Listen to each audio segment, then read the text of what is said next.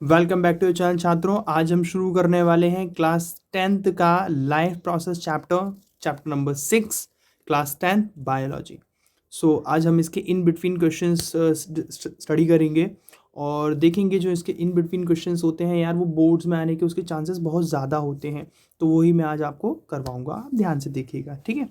In between question से आप अपनी एनसीईआरटी की बुक लेकर बैठिएगा ताकि उसमें क्वेश्चंस देखते जाएं और यहाँ से आप उसको समझते जाएं कि भाई वो क्वेश्चन का मतलब क्या था, उसका आंसर क्या होगा, ठीक है। अपने आप से आंसर्स फॉर्म करने की कोशिश करा करिए, गलत हो जाए कोई दिक्कत नहीं है, लेकिन अपने आप से लैंग्वेज बनाकर सॉल्व करने की कोशिश करा करिए क्योंकि आपको बोर्ड्स में खुद ही लिखना है।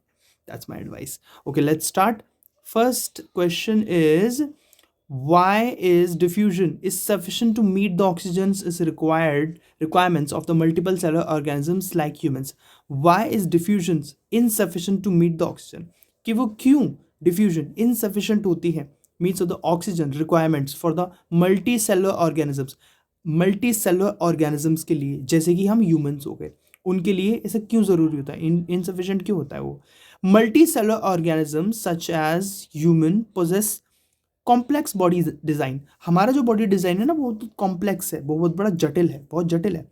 They have the specialised cells होते हैं, हमारे टिश्यूज होते हैं for performing various necessary functions, जो अलग अलग फंक्शंस करते हैं, अलग अलग काम करते हैं for the body, such as intake of food, खाना लेना, ऑक्सीजन, अनलाइक। और जबकि यूनिसेलुलर ऑर्गेनिजम्स होते हैं और multi cellular organism cells are not in direct contact, और ये डायरेक्ट कॉन्टैक्ट में नहीं होते हैं विथ द आउटसाइड एनवायरमेंट, और वो आउटसाइड एनवायरमेंट के साथ में डायरेक्ट कॉन्टैक्ट में नहीं होते हैं।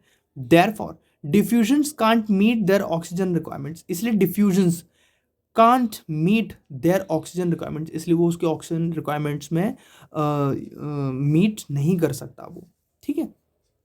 That's why, just because of, क्योंकि हमारे जो बॉडी स्ट्रक्चर होता है वो बहुत डिफिकल्ट होता है, बहुत कॉम्प्लेक्स होता है, बस इतना ध्यान रखना है हमको, ठीक है। What criteria do we use to decide whether something is alive? क्या ऐसा क्राइटेरिया हम रखें कि जिससे हम पता कर पाए कि हाँ, सामने वाली जो चीज़ है something is alive or dead. So any visible movement such as, कोई भी विजिबल मूवमेंट जो हमें दिख रहा है, like walking, breathing, growing, is generally use to decide whether something is alive or not. तो ये हमारे लिए पर्याप्त होती है कि हाँ, कुछ चीज़ जीवित है या नहीं है। However, a living organisms, अब जो भी जीवित जीव होगा, can also have a movement, लेकिन उसकी भी कुछ मूवमेंट्स होती हैं, कोई भी जीवित होता है। अब जैसे कि यहाँ तो हमने ये देख लिया कि भैया जो हिलेगा, ठीक है, लाइक जो वॉक करेगा, जो ब्रीदिंग करेगा, ये जो ग्रो होगा, उनको हम लाइव मानेंगे, अलाइव मानेंगे, which are not visible to naked eyes. लेकिन कुछ ऐसे मूवमेंट्स होते हैं जो हम अपनी नेकेड आइज से, नॉर्मल आइज से नहीं देख सकते। देयरफॉर, इसलिए the presence of life process is a fundamental criterias, इसलिए जो लाइफ प्रोसेस के कुछ फंडामेंटल क्राइटेरियाज होते हैं that can be use to decide whether something is alive or not, इसलिए उनको यूज किया जाता है किसके, लाइफ प्रोसेस के फंडामेंटल्स को, कि भाई something is alive or not. Next आ जाते हैं, what are outside raw material used for by an organisms, एक ऑर्गेनिजम्स के द्वारा यूज किया जाने वाला रॉ मटेरियल आउटसाइड का। अन ऑर्गेनिजम्स, ऑर्गेनिज्म मतलब कोई भी जीव, है ना, uses outside raw material mostly in the form of food and oxygen, इसमें यूज करता है वो इस फॉर्म में। द रॉ मटेरियल, और जो रॉ मटेरियल होता है, रॉ मटेरियल आप सबको बता दें, जैसे कि घर बनेगा तो उसमें रॉ मटेरियल क्या लगेगा भाई, सीमेंट लगेगा, है ना, सैंड लगेगी, ईंट लगेगी, ये सारी चीज़ें, इनको बोलते हैं रॉ मटेरियल। तो required by N organisms can be quite varied depending on the complexities of the organisms. तो ये ऑर्गेनिजम्स की कॉम्प्लेक्सिटी पर डिपेंड करता है कि वो किस तरह का है, क्या वो खाता है, ये सारी चीज़ें, एंड इट्स इन्वायरमेंट, और वो कहाँ रहता है। तो यही उसके रॉ मटेरियल की चीज़ों पर, मतलब ये उसके इन्वायरमेंट पे या वो कैसा है ऑर्गेनिज्म, इस पर डिपेंड करता है उसका मटीरियल, उसका रॉ मटेरियल। नेक्स्ट आ जाते हैं, what process would you consider essential for maintaining life, life maintain करने के लिए क्या ऐसे प्रोसेसेस है वुड यू कंसिडर एसेंशियल, जो ज़रूरी है। लाइफ प्रोसेस सच एज, देखिए न्यूट्रिशन ज़रूरी है, खाना पचना, रेस्पिरेशन, सांस लेना, खून का संचार होना, ट्रांसपोर्टेशन, एक्सक्रीशन, जो भी हमने खाया है वो वेस्ट मटेरियल बाहर निकलना, etcetera. These are the essential life maintaining, ठीक है, processes for essential for maintaining your life. इनमें से कुछ भी अगर तुम्हारा बंद हो गया, so it can be very very very dangerous for you, for us. Okay, next is what are the difference between the autotrophic nutrition and heterotrophic nutrition? Okay, it's very very simple. हमारा जो nutrition है वो heterotrophic है और plants का जो होता है वो ऑटोट्रॉफिक है। बेसिकली ऐसे ऑर्गेनिजम्स जो अपना खाना खुद बना लेते हैं ऑटोट्रॉफिक कहलाते हैं, और जो दूसरे पर डिपेंड रहते हैं वो हेटरोट्रॉफिक कहलाते हैं। अब डिपेंड का मतलब ये नहीं है कि वो हमें बना के देगा, डिपेंड का मतलब है कि हम उनसे अपना खाना लेंगे, इसको बोलते हैं हेटरोट्रॉफिक। जैसे कि खाने के लिए हम दो चीज़ खा सकते हैं, या तो कोई एनिमल जो कि हमें नहीं खाना चाहिए, और फिर बचता है हमारा वनस्पति, कोई ना कोई सब्जी और फल फ्रूट, मतलब ये सारी चीज़ें खाएंगे। तो बेसिकली हम डिपेंडेंट ही हैं। लेकिन ऑटोट्रॉफिक में जैसे हमारे प्लांट वगैरह हो गए, उनको किसी चीज़ की ज़रूरत नहीं है, उनको बस कार्बन डाइऑक्साइड, है ना, धूप, सनलाइट, मिट्टी, मिनरल्स, बस ये सारी चीज़ें चाहिए, वो अपना खाना बना लेते हैं बिना किसी दिक्कत के। चलिए एक बार और पढ़ भी लेते हैं, समझ में आ गया हो तो। ऑटोट्रॉफिक और heterotrophic. Food is synthesised from the simple inorganic raw material. Simple inorganic raw material से वो अपना खाना बना लेते हैं, जैसे कि उनको CO2 दे दो, उनको पानी दे दो, बस। हेटरोट्रॉफिक में ऐसा नहीं है। फूड इज ऑब्टेन डायरेक्टली और indirectly from the autotrophs. Directly या इनडायरेक्टली ऑटोट्रॉफिक से वो लेते हैं अपना खाना। This food is broke down with the help of enzymes, और ये खाना ब्रेक डाउन हो जाता है अंदर जाके एंजाइम्स की हेल्प से, जो हमारे पेट में प्रेजेंट होते हैं। एंजाइम जो खाने को डाइजेस्ट कराते हैं। Presence of green pigment just because of chlorophyll is necessary, जो उनके लिए जरूरी होता है। No pigment is required in this type of nutrition. कोई पिगमेंट की जरूरत नहीं है। पिगमेंट मतलब कैसा कलर है। Food is generally prepared during day time. खाना जो मोस्टली दिन के समय बनता है, क्योंकि फोटोसिंथेसाइज ही दिन के समय होता है सूरज की किरणों में। Food can be prepared at all time. कभी भी हम खाना मंगा लेते हैं, कभी स्विगी से, जोमेटो से, सुबह शाम जब भूख लगी तभी खा गए। So that's why all green plants and some bacterias have this type of nutrition. So जितने भी ग्रीन प्लांट्स होते हैं उनका न्यूट्रिशन टाइप यही होता है, और जितने एनिमल्स वगैरह होते हैं, हम होते हैं, फंगाई होते हैं, फंगस वगैरह, have this type of nutrition, उनका ऐसा होता है। Next is where do plants get each raw material required for photosynthesis? कहाँ से लेते हैं भाई? The following raw material are required for photosynthesis. Is raw material is CO2 चाहिए। Enters from the atmosphere through the stomata. Stomata में बताया था मैंने, ऐसे करके स्टोमाटा होते हैं, उनके ऐसे पोर्स टाइप के होते हैं, वहाँ से वो CO2 या O2 को अंदर लेते हैं और छोड़ते हैं, बाहर निकालते हैं। Water is absorbed by the roots, ठीक है, नीचे मिट्टी से ले लेते हैं वो जितने भी मिनरल्स वगैरह होते हैं। Sunlight, an important component to manufacture foods, is absorbed by the chlorophyll। उनकी पत्तियों पे जो प्रेजेंट होता है क्लोरोफिल, राइट, उससे वो, उसमें जो क्लोरोफिल प्रेजेंट होता है उससे वो ले लेते हैं सनलाइट को। And other green plants of the parts of the plants. तो ये रॉ मटेरियल है, आपको ध्यान रखना है रॉ मटेरियल क्या क्या होता है, ठीक है। क्लोरोफिल, CO2 और वाटर, और ये सनलाइट तो हो गया है ना, सनलाइट, ये रॉ मटेरियल्स हैं। What is the role of acid in our stomach? The hydrochloric acid present in our stomach dissolves bites of food। ये फूड की बाइट्स को डिजोल्व करता है, घुलाता है। And creates an acidic medium, और ये एसिडिक मीडियम बना देता है। इन दिस, और इसी एसिडिक मीडियम में एंजाइम्स जैसे कि pepsinogen is converted the pepsin to pepsin. तो पेप्सिनोजन पेप्सिन में कन्वर्ट हो जाता है, which is protein digesting enzymes, जो कि प्रोटीन को डाइजेस्ट करने वाला एक एंजाइम होता है। बेसिकली अगर आपका जो पेट के अंदर एसिडिक मीडियम नहीं होगा तो आपका खाना या हमारा खाना नहीं पचेगा। That's why it is very important in our stomach. What is a function of digestive enzymes? Digestive enzymes के काम क्या है?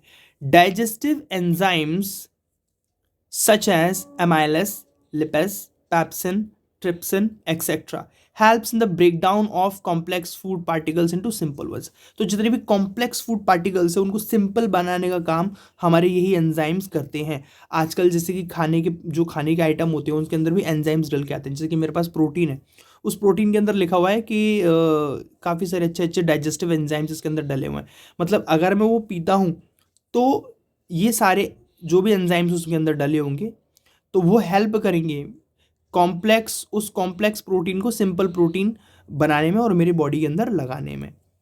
This simple particles can be easily absorbed, इसलिए वो प्रोटीन मेरा जो होगा वो ईजिली एब्जॉर्ब्ड हो जाएगा क्योंकि उसके अंदर डाइजेस्टिव एंजाइम्स हैं। मुझे ब्लोटिंग या वॉमिटिंग ऐसा भारी भारी फील नहीं होगा।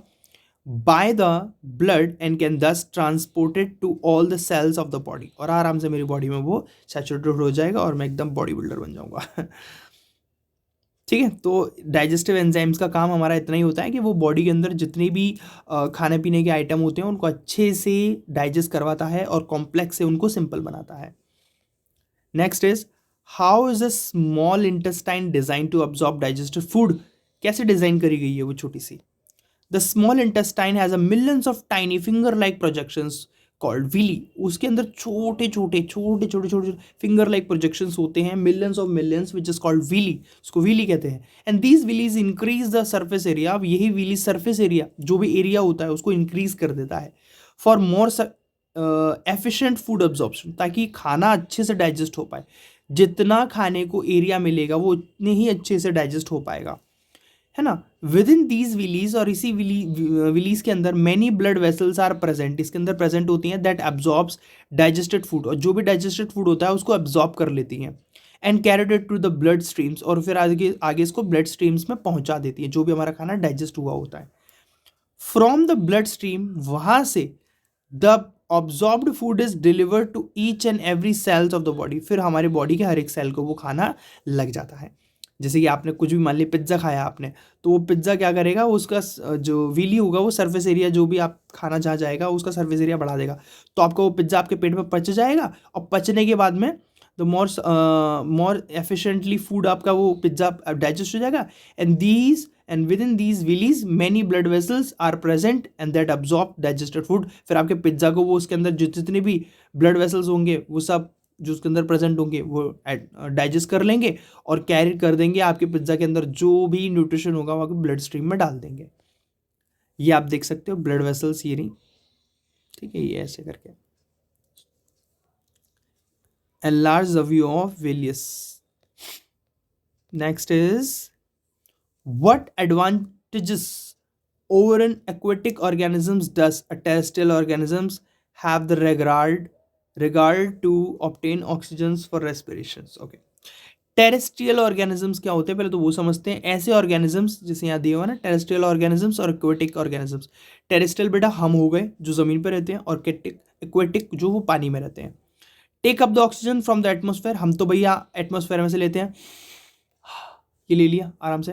वेर एज एक्वेटिक एनिमल जो होते हैं वो कहाँ से ऑक्सीजन को लेते हैं, needs to utilise oxygen present in the water, तो जो पानी के अंदर बेटा ऑक्सीजन प्रेजेंट होगी ना बेटा, उसी को ही वो यूटिलाइज करेंगे बेचारे। एयर कंटेन्स मोर O2, एयर के अंदर ज़्यादा O2 होता है as compare to water, water के मुकाबले में।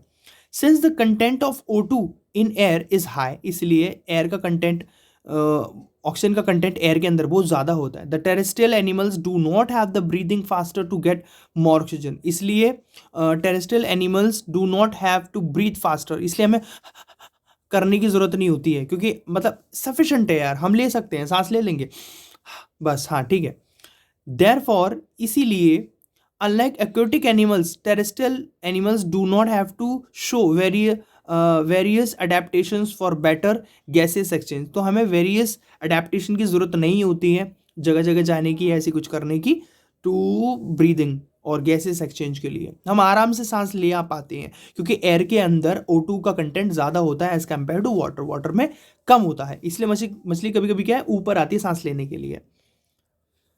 What are the different ways in which glucose is oxidized, कौन सा ऐसा तरीके हैं जिसमें ग्लूकोज ऑक्सीडाइज हो जाता है to provide energy in various organism, और अलग अलग ऑर्गेनिजम्स को वो प्रोवाइड कराता है।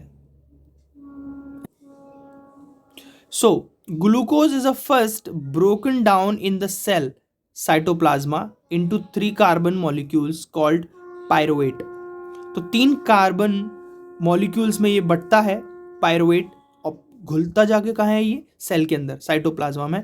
Pyruvate is further broken down by the different ways to provide energy, और फिर आगे पायरुवेट आगे जाके और टूटता है in different ways to provide energy, जिससे एनर्जी प्रोवाइड होती है। The broken down of glucose by different pathways can be illustrated as follows, जैसे कि देखिए ये ग्लूकोज हो, ये ग्लूकोज पायरुवेट प्लस एनर्जी, अभी आगे जाके जैसे कि यीस्ट में हो गया है ना, माइटोकॉन्ड्रिया में कुछ ऐसा होगा, और ह्यूमंस के मसल में कुछ ऐसा होगा, तो ह्यूमंस के मसल में ये क्या लैक्टिक एसिड प्रोड्यूस करता है, प्लस एनर्जी। लैक्टिक एसिड से हमारे हाथ पैरों में दर्द होता है जब हम हैवी एक्सरसाइजेस वगैरह करते हैं। माइटोकॉन्ड्रिया में CO2 plus water plus energy की फॉर्म में स्टोर होता है। और यीस्ट के अंदर ये होगा ethanol plus CO2 plus energy, जिससे वो कोई भी चीज़ वगैरह तो फूल जाती है, उसके अंदर कार्बन डाइऑक्साइड आ जाता है। In yeast and human muscles and the breakdowns of pyruvate occurs in the absence of oxygen. Oxygen नहीं होता है इसके अंदर.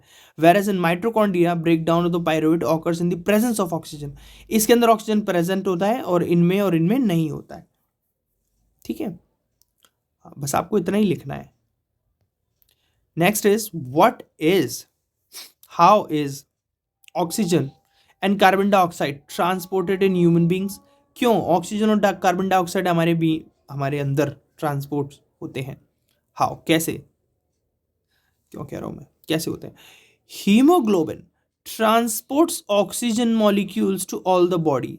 हीमोग्लोबिन ही बॉडी के अंदर ऑक्सीजन के मॉलिक्यूल्स को ट्रैवल करवाते हैं body cells for cellular respiration, ताकि अंदरूनी रेस्पिरेशन होता रहे, हम सांस लेते रहे.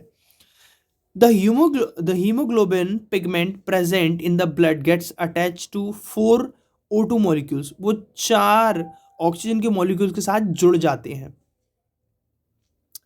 Are obtained from breathing, जो ब्रीदिंग से obtained होते हैं. It thus forms ऑक्सीहीमोग्लोबिन, और ये आगे जाके ऑक्सीहीमोग्लोबिन बनाते हैं. समझ में आया. 4 ऑक्सीजन के मॉलिक्यूल्स के साथ में जुड़ते हैं. And the blood becomes oxygenated. और हीमोग्लोबिन जो ऑक्सीजन के साथ मिला तो वो ऑक्सी हीमोग्लोबिन मिल गया, और इसके बाद में उसको बोलेंगे ऑक्सीजनेटेड ब्लड कह सकते हैं. This oxygenated blood is and then distributed to all the body cells by the heart. Heart के द्वारा ये सारे बॉडी सेल्स में चला जाता है, हार्ट पंप करता है.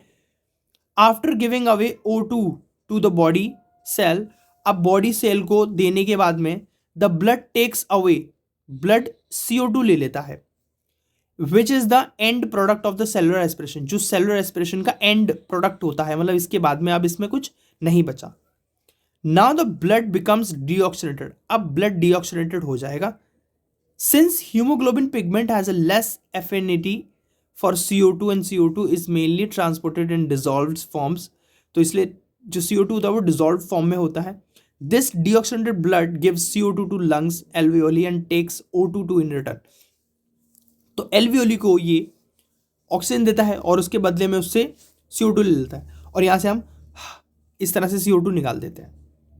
It's a long process, I can understand that. आपके लिए थोड़ा हो सकता है कि सर से ऊपर गया हो, लेकिन आप वीडियो को रिवाइंड करके फिर से देख लीजिएगा. ब्लड कैसे फ्लो हो रहा है. Walls of the air sac, थैले जो हैं हवा के, दीज आर एयर सैक्स. और रेड ब्लड सेल्स जो होते हैं ये ऐसे ट्रैवल कर रहे हैं. अब ये O2 और CO2 का एक्सचेंज हो रहा है, ये आप देख पा रहे हैं. Transportation of CO2 and O2 in the blood. How are lungs design in human beings to maximise the area of exchange of gases. कैसे डिजाइन करेगा human lungs, let's see. Exchange of gases takes place between the bloods of capillaries that surrounded by the alveoli. Alveoli के इर्द गिर्द जो surrounded है blood capillaries, blood of the capillaries and the gases present in the alveoli. Thus, alveolis are the site of exchange of gases.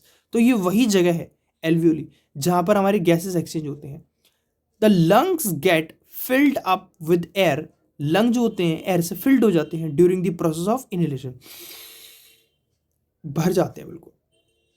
As ribs are lifted up, ये ऊपर आ गया ना, and diaphragm is flattened, और ये diaphragm जो था flattened हो जाता है एकदम सीधा. The air that is rushed inside the lungs fills the numerous alveoli present in the lungs. छोटी छोटी न्यूमरस एल्वियोली प्रेजेंट होते हैं, फोटो डाल दूंगा देख लीजिएगा. Each lung contains 300 to 350 millions alveolis. इतने सारे एल्वियोलीज होते हैं. These numerous alveolis increase the surface area, ये सरफेस एरिया बढ़ा देते हैं for the gaseous exchange and gaseous exchange, making the process of respiration more efficient, ताकि जो respiration का process है वो more efficiently हो. जैसे हम कहते ऊपर आ गया, छोड़ दिया, इस तरह से. तो ये पूरा डिजाइन इस तरह से हुआ. What are the components of the transport system in human beings? What are the functions of these components?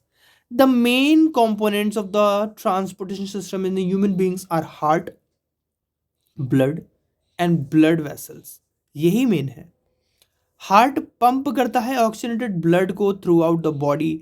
It receives deoxygenated blood from the various body parts and sends this impure blood to the lungs for oxygenation. इसके बाद में ये lungs को भेज देता है जहाँ से वो ऑक्सीजनेशन उस ब्लड का चाहता है.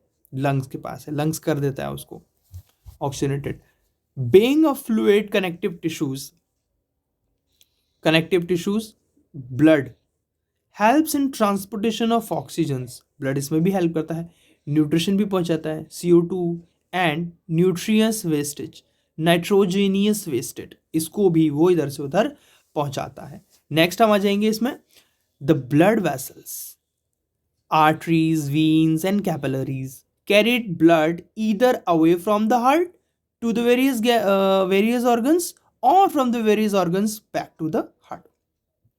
यही हमारी आर्टरीज और वेन्स करती है. वेन्स आपकी बॉडी से हार्ट तक लेकर आएंगी ब्लड को, और आर्टरीज आपकी हार्ट से बॉडी तक लेकर जाएंगी. ये आपको ध्यान रखना है, ठीक है. ये ब्लू कलर की होती हैं आपकी वेन्स और आर्टरीज रेड कलर की होती हैं. Why is it necessary to separate oxygenated and deoxygenated blood in mammals and birds? Warm blooded animals such as birds and mammals maintain constant body temperature by cooling themselves, अपने आप को ठंडा करके.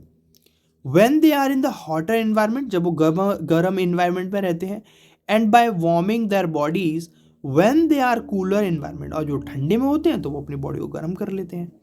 Hence, these animals requires more oxygen O2 for more cellular respiration. ज़्यादा cellular respiration करने के लिए उन्हें ज़्यादा O2 की ज़रूरत होती है. So that they can produce more energy to maintain their body temperature. तो अपने अंदर वो ज़्यादा एनर्जी प्रोड्यूस करते हैं अपने बॉडी टेम्परेचर को मेंटेन करने के लिए.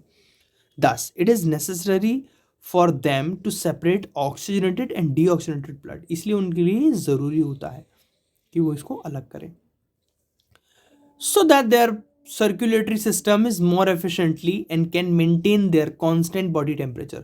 तो क्या है, उनका circulatory system ज़्यादा efficiently work करे and can maintain their constant body temperature. उनका जो constant body temperature है, एक ही body temperature है, उसको maintain करके रखें. What are the components of transportation systems in a highly organized plants? क्या होता है? In a highly organized plants, there are two different types of conducting tissues, xylem and phloem. तो xylem आपका पानी पहुंचाने का काम करेगा, phloem आपका फूड पहुंचाने का काम करेगा. Xylem conducts water and minerals obtained from the soil. मिट्टी से जो भी मिनरल्स और जो भी वाटर, पानी वगैरह, मिनरल्स वगैरह मिलेंगे तो वायर रूट्स के थ्रू वो सॉइल से लेके और पूरी ट्री को वो दे देगा to the rest of the plants. Phloem transport food materials from leaves to the different parts of the body. ये उसके अंदर ट्रांसपोर्टेशन का कुछ ऐसे इस तरह से होता है. How are water and minerals transported in plants? कैसे ट्रांसपोर्ट होते हैं मिनरल्स और water? The components of xylem tissues, tracheids and vessels of roots, stems and leaves are interconnected to form a continuous systems of water conducting channels. इसमें water conducting channels बन जाते हैं जगह जगह जगह जगह, जिसमें पूरे पेड़ को पानी मिल रहा होता है जाइलम के through. That reaches all the parts of the plant. The transpiration creates a suction pressure. सोखना, suction pressure. As result of which water is forced into the xylem cell of the roots. Then there is a steady movement of the water from the roots xylem to all the plant parts through the interconnected water conducting channels. देखिए, ये ट्रैकियड, ये xylem parenchyma sales, ये sales होते हैं. अब ये इधर उधर इधर उधर इधर उधर पानी के लिए इस तरह से चैनल्स बने होते हैं. इसमें सब में पानी चला जाता है पूरे उसमें पेड़ के अंदर. Components of xylem tissues. How is food transported in plant? Phloem transport food materials from the leaves to different parts of the plant. The transportation of food in phloem is achieved by utilizing energy in ATP from ATP. As a result, the osmotic pressures in the tissue increase, causing water to move into it. तो एक क्या pressure create kind of करता है tissue के अंदर, tissue increase the causing water को to move into it, उसके अंदर जाने के लिए. This pressure moves the material in the phloem. यही प्रेशर मूव करता है उस मटेरियल को फ्लोएम के अंदर to the tissue which have less pressure, वहां जहां टिश्यू के अंदर कम प्रेशर होता है. This is helpful in moving materials according to the needs of the plants.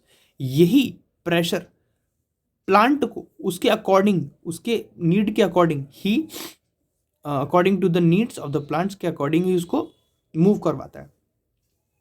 For example ले लो, the food material such as sucrose is transported into the phloem tissue using ATP energy. ये ATP की energy को use करता हुआ इसके अंदर जाता है.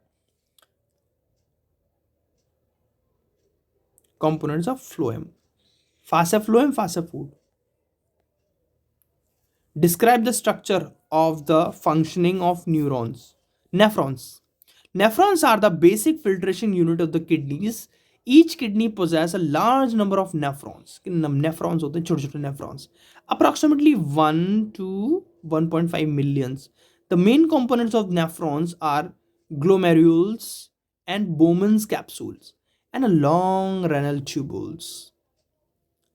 ये आप देख पा रहे हैं, इसमें साफ फोटो नहीं है, I make the photo clean. ये बोमन्स कैप्सूल है, Bowman's capsule. Structure of nephrons आपने देख लिया. फंक्शंस ऑफ नेफ्रॉन्स क्या होता है? The blood enters in the kidneys through the renal artery. ये रेनल आर्टरीज के थ्रू किडनीज के अंदर जाता है ब्लड, विच ब्रांचेस इनटू मैनी कैपिलरीज, जो आगे जाके बहुत सारी कैपिलरीज में ब्रांचेस में बढ़ जाता है. एसोसिएटेड विद द ग्लोमेरुल्स, जो इसके द्वारा एसोसिएट होती है. The water and solute are transferred to the nephrons at Bowman's capsule. तो Bowman's capsule के अंदर ये जितना भी water and solutes है वो सब ट्रांसपोर्ट किया जाता है. In the proximal tubules, some substance such as amino acids वगैरह, glucose and salts are selectively, अलग ही तरह से reabsorbed, फिर से absorb कर लिया जाता है. And unwanted molecule जो जितने भी होते हैं are added to the urine, और वो सारा आगे जाके यूरिन में एडिट किया जाता है. मतलब आपके टॉयलेट में है ना, उसमें एडिट किया जाता है, आपके मूत्र में. यूरिन को हम ये बोलते हैं. The filtrate then moves down into the loop of Henle where more water is absorbed, जहां और ज़्यादा पानी अब्सॉर्ब हो लिया जाता है. फ्रॉम हेयर, यहाँ से the filtrate moves upwards into the distal tubule and the finally to the collecting duct, और फिर उसके बाद फाइनली कलेक्टिंग डक्ट में वो इकट्ठा हो जाता है. Collecting duct collects urine from many nephrons. अलग अलग नेफ्रॉन से कलेक्टिंग डक्ट बहुत सारा यूरिन इकट्ठा कर लेती है, और ज़्यादा होने पर प्रेशर बढ़ता है, फिर हमें प्रेशर आता है.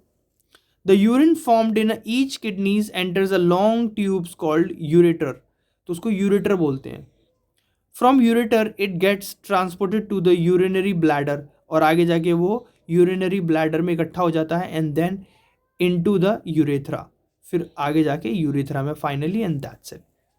यूरेटर से यूरिनरी ब्लैडर, यूरिनरी ब्लैडर से urethra, which was a final destination of urine. What are the method used by the plants to get rid of the excretory products? कैसे प्लांट्स अपने एक्सक्रेटरी प्रोडक्ट्स निकालता है, मतलब जो उसके use के नहीं होते हैं वो कैसे निकालता है अपनी बॉडी के अंदर से. Plants can get rid of excessive of water by transpirations. Waste materials may be stored in cells, vacuoles, उसके अंदर वैक्यूल्स होते हैं, और एज गम्स एंड रेजन्स, और गम हो गया, रेजन्स हो गए, जो पेड़ के अंदर निकलता है ना, दूध सा निकलता है कि चिपचिपा पदार्थ सा निकलता है, इन्हीं को गम्स एंड रेजन्स बोलते हैं. एस्पेशली इन ओल्ड जाइलम, पुराने जाइलम में. It is also stored in the leaves, पत्तियों में भी स्टोर होता है कभी कभी उनका waste material. And that later falls off, और जो कि आगे जाके गिर जाता है. तो वो मतलब पत्तियों का झड़ना वगैरह या पेड़ की बार्क वगैरह, मतलब छीलन उसकी झड़ना, यही उसका एक तरीका होता है जिससे वो अपने सारे जो वेस्ट मटेरियल, वेस्ट प्रोडक्ट्स वगैरह वो हटाता है. How is the amount of urine produced regulated? How is amount? The amount of urine produce depends on the amount of excess water, कि व्यक्ति कितना ज़्यादा पानी पी रहा है इसके ऊपर डिपेंड करता है वो कितना यूरिन बनाएगा. And dissolve waste present in the body. Okay, dissolve waste. ठीक है. Some other factors such as habitat of the organisms, ये इस पे भी डिपेंड करता है, ये भी एक फैक्टर है. Such as habitat and hormone, और कुछ कुछ हार्मोन्स पे भी डिपेंड करता है. As anti diuretic hormones, ADH also regulates the amount of the urine produced, ये भी डिपेंड करता है. ये एडीएच भी डिपेंड करता है जो रेगुलेट करने में अमाउंट ऑफ यूरिन कितना कोई व्यक्ति प्रोड्यूस करेगा.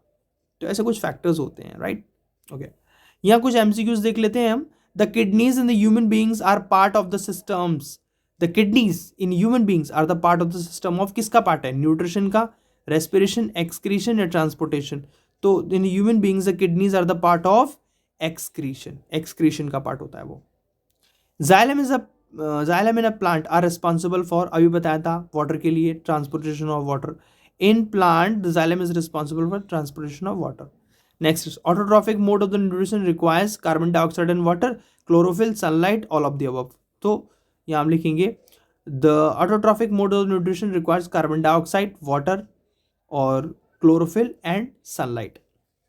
तो सारी चीज़ें तो वो ले ही रहा है, क्लोरोफिल वगैरह, सनलाइट वगैरह, मतलब ऑल ऑफ दी अबव हो जाएगा, इसका ऑप्शन नंबर डी हो जाएगा सही.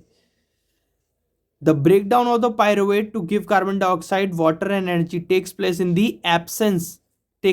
the cytoplasma. The breakdown of pyruvate to give a carbon dioxide, water and energy takes place in the mitochondria. It's in mitochondria. जल्दी जल्दी में लगा लिया. या it's in mitochondria. How are the fat digested in our body? हमारी body के अंदर fat कैसे डाइजेस्ट होता है? Where does this process takes place? ये प्रोसेस होता कहाँ है? The fats are present in the form of the large globules. ये बहुत बड़े बड़े globules में present होता है. In the small intestine, छोटी इंटेस्टाइन के अंदर. The small intestine gets in secretions in the form of bile juice. इसको bile juice की form में secrete करती है. And pancreatic juice respectively from the liver and the pancreas, और pancreas से livers.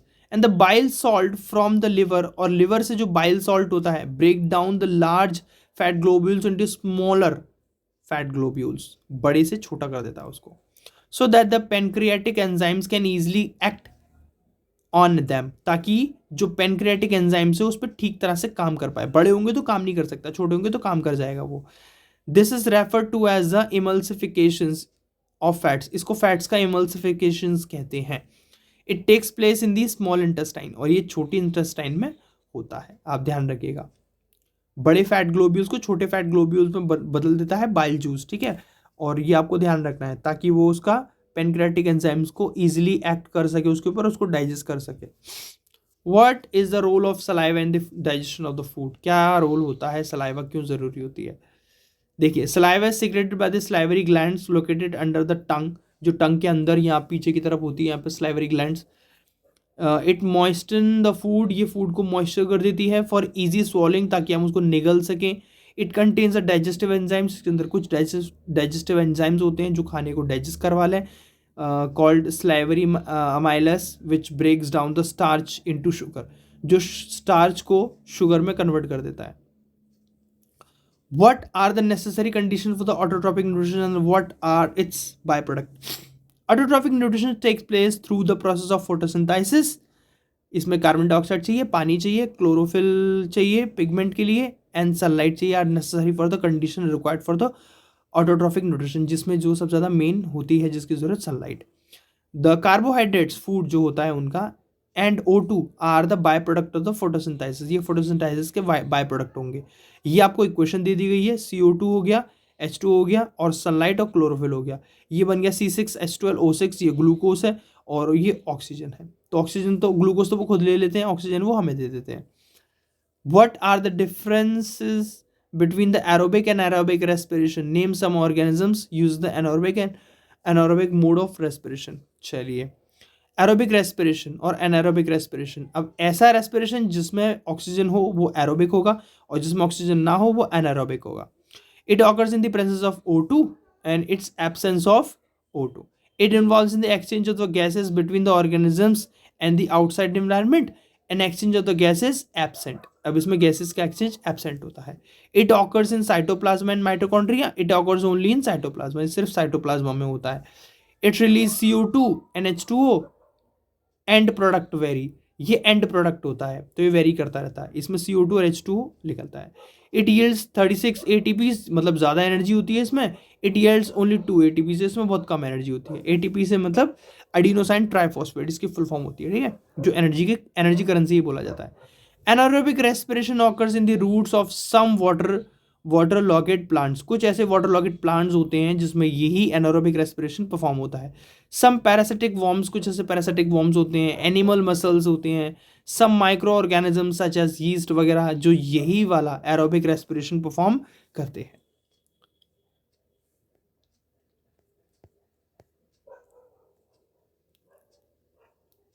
Next is, how are the alveoli designed to maximize the exchange of gases? Alveoli are the small balloon-like structures, alveoli, present in the lungs, जो lungs में present होती हैं. The walls of the alveoli consist of extensive networks of blood vessels. बहुत सारे blood vessels का एक network kind of लगा हुआ है. ईच लंग्स कंटेन, हर एक लंग्स कंटेन करता है 300 से 350 मिलियन एल्वेओली तक, and making it a total approximately 700 millions in both lungs. दोनों में मिला के देखें तो 700 million. The alveolar surface when spreaded out covers about, अगर उसको spreaded out किया जाए, खोला जाए, तो ये 8 मीटर स्क्वायर का एरिया कम से कम कवर कर लेती है. This large areas are makes the gases exchange more efficient. तो इतना बड़े एरिया में हमारा गैसेस एक्सचेंज बहुत बढ़िया तरीके से होता है. सांस लेना और छोड़ना. ये ब्रोंक्यूल्स, कैपिलरीज, एल्वियोलीज, ये बैलून लाइक स्ट्रक्चर होते हैं, फूलते बंद होते हैं. What would be the consequences of the deficiency of haemoglobin in our body? क्या कॉन्सिक्वेंसेज होंगे हमारी बॉडी के अंदर हीमोग्लोबिन कम होने के? Haemoglobin is respiratory pigment that transport oxygen to the body cells for a cellular respirations. Therefore deficiency of haemoglobin in the bodies can affect the oxygen supplying capacity. तो body के अंदर haemoglobin कम हुआ तो ये capacity उसकी blood की, the supplying of capacity of blood, ये घटा सकता है. Effects of oxygen supplying, and this can lead to the deficiency of oxygen in the body cells. और ये बॉडी के अंदर ऑक्सीजन की डेफिशिएंसी भी लीड कर सकता है. And it can also lead to the disease called anaemia, और इससे हमारा एनीमिया नाम का जो डिजीज भी लग सकता है एनीमिया से, जिसमें ब्लड की कमी हो जाती है, व्यक्ति सफेद हो जाता है. डिस्क्राइब कीजिए double circulation in the human beings, why it is necessary. Double circulation मतलब खून 2 बार हमारी बॉडी के अंदर घूमता है, उसका क्या मतलब है, क्यों वो किया जाता है. The human heart is divided into 4 chambers, या वी नो दैट, 4 चैम्बर्स में. The right atrium, the right ventricle, the left atrium, the left ventricle. So flow of the blood in the heart has superior and inferior vena cava. 2 होती हैं, एक superior vena cava, एक inferior vena cava. Photo डाल दूंगा, इस photo से शायद समझ में ना आए. Which is carries a deoxygenated blood. ये deoxygenated blood लाती है from the upper and lower regions of the body, ऊपर और नीचे वाले region से respectively, and supply this deoxygenated blood to the right atrium. इससे right atrium of the heart में जाता है वो. Flow of the blood in the human heart. The right atriums then contract and passes the deoxygenated blood to the right ventricle. For right ventricles through the ventricular aperture, वहां से जाता है. Then the right ventricle contract the passes the deoxygenated blood into the 2 pulmonary arteries. 2 pulmonary arteries में उसको भेजा जाता है. यहां से ये पल्मोनरी आर्टरीज, यहां से निकलेगा ब्लड, ठीक है. From the lungs and the pulmonary veins transport the oxygenated blood to the atrium, left atrium of the heart. फिर लेफ्ट एट्रियम, ये रहा, जैसे यहाँ से चला गया, अब यहाँ से जाके फिर आगे और जाएगा, फिर वहाँ से फिल्टर वगैरह हो आके आएगा. ये रहा pulmonary arteries which pumps it into the lungs. ये लंग्स में चला जाएगा, where the blood become oxygenated. अब ये जो लंग्स होंगे हमारे, वो ऑक्सीजन को क्या करेंगे, साफ कर देंगे बिल्कुल. उसको ऑक्सीजन मतलब हमारे ब्लड के अंदर ऑक्सीजन डाल देंगे. फ्रॉम द लंग्स, वहां से लेकर फिर पल्मोनरी वीन्स के थ्रू वो अंदर आएगा. पल्मोनरी वीन्स के थ्रू आ रहा है. Transport the oxygenated blood into the left atrium, फिर वो लेफ्ट एट्रियम में एंटर करेगा, फिर यहाँ जाएगा, फिर एओर्टा के थ्रू बाहर निकल जाएगा. The heart, then the left atrium contract, relax contract, और यही हमारा वो दुख है, ठीक है. Through the auriculoventricular apertures and the oxygenated blood enters to the left ventricle. Then आगे the blood passes to the aorta from the left ventricle से फिर वो aorta में जाता है, and the aorta gives rise to many arteries that distributed the oxygenated blood to the all the regions of the body. फिर आगे जाके पूरे regions में वो blood चला जाता है. ये एक स्ट्रक्चर है. दो schematic diagrams of the blood circulations in the humans. Therefore the blood goes twice. पहले जाता है, बाहर निकलता है, पहले जाएगा, बाहर निकलेगा, फिर वापस आएगा, फिर जाके जाता है. ऐसे एक बार जाता है ऑक्सीजनेटेड होके, फिर हार्ट में वापस आता है, फिर जाता है. Importance of double circulation. The separation of oxygenated and deoxygenated blood. अब इसकी ज़रूरत क्या है? दो बार क्यों ट्रैवल कर रहा है वो? ऑक्सीजनेटेड और डीऑक्सीजनेटेड होते हैं दो ब्लड. ऐसा जिसमें ऑक्सीजन है वो ऑक्सीजनेटेड, और जिसमें ऑक्सीजन नहीं है वो deoxygenated. Bloods allow more sufficient supply of oxygen. ये ज़्यादा अच्छे से सप्लाई करता है to the blood cells. This efficient system of oxygen supplies is very useful in the warm blooded animals. अभी जो गर्म खून वाले जो जानवर होते हैं उनके लिए बहुत ज़रूरी होता है. Such as a human beings, जैसे कि हम भी आते हैं उसी के अंदर. एज वी नो, जैसे कि हम जानते हैं, warm blooded animals have to maintain a constant body temperature by cooling themselves. अपने आप को ठंडा करने के लिए उनको अपने बॉडी टेम्परेचर कांस्टेंट रखना पड़ेगा. When they are in the hotter environment and by warming their bodies, तो उनको अपनी बॉडी गर्म रखनी पड़ेगी जब वो ठंडे इन्वायरमेंट में रहेंगे. And when they are in a cooler environment they have to make their body, जब वो कूल में रहेंगे तो गर्म रखना पड़ेगा, जब गर्म में रहेंगे तो ठंडा रखना पड़ेगा. Cooler environment. Hence they require more O2. अभी जैसे अभी ने पढ़ा था, तो उनको ज़्यादा O2 की ज़रूरत पड़ेगी for more respiration, so that they can produce more energy. ज़्यादा एनर्जी वो निकाल सके अपनी बॉडी के अंदर से. And thus the circulatory system of the humans is more sufficient. ज़्यादा सफिशिएंट होता है because of the double circulatory system की वजह से.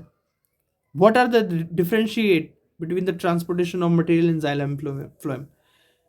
Xylem is a helps in transportation of water and minerals, whereas it is transportation of the food. Transport of the food. Water is transported upwards from the roots to all other plant parts. नीचे से ऊपर जाता है पानी, ठीक है. Food is transported in both upwards and downwards. ये दोनों तरफ ट्रैवल करता है, मतलब ये एक तरफ भी ट्रैवल करेगा और ये दोनों तरफ ट्रैवल कर लेगा. फ्लोएम हमारा. Transports in the xylems occurs with the help of simple physical forces such as transpiration pulls. ऐसे करके जो pulls वगैरह लगते हैं उसी में ये काम आता है. Transport of the food phloem requires energy in the form of ATP. इसमें transportation होता है तो form of energy की. but transportation of food in phloem, transport होता है जो खाने का phloem के through in the phloem requires energy, तो उसको energy चाहिए होती है in the form of ATP, adenosine triphosphate. Compare the functions of the alveoli in the lungs and nephrons in the kidneys. इनको कंपेयर करना है, alveoli in lungs, nephrons in kidneys, with respect to their structures and functions. इनके structure और functions के मुताबिक. Alveolis are tiny balloon like structure होते हैं. Nephrons are tubular structures present inside the kidneys, और ये हमारे लंग्स में प्रेजेंट होते हैं, present in the lungs. The walls of the alveolis are one cell thick and it contains an extensive networks of blood capillaries. और बहुत बड़ा इसका एक नेटवर्क होता है ब्लड कैपिलरीज का. Nephrons are made of glomerulus, Bowman capsules and a long renal tubes, right. And it also contains a clusters of thin walled capillaries. और ये क्लस्टर मतलब बहुत सारे cluster kind of. And it also contains a cluster of thin walled capillaries का. Function क्या क्या होता है? Exchange of O2 and CO2. The blood enters the kidneys through the renal arteries, which branches into many capillaries, the glomerules, the water and the solutes, and transport to the nephrons at a Bowman capsule.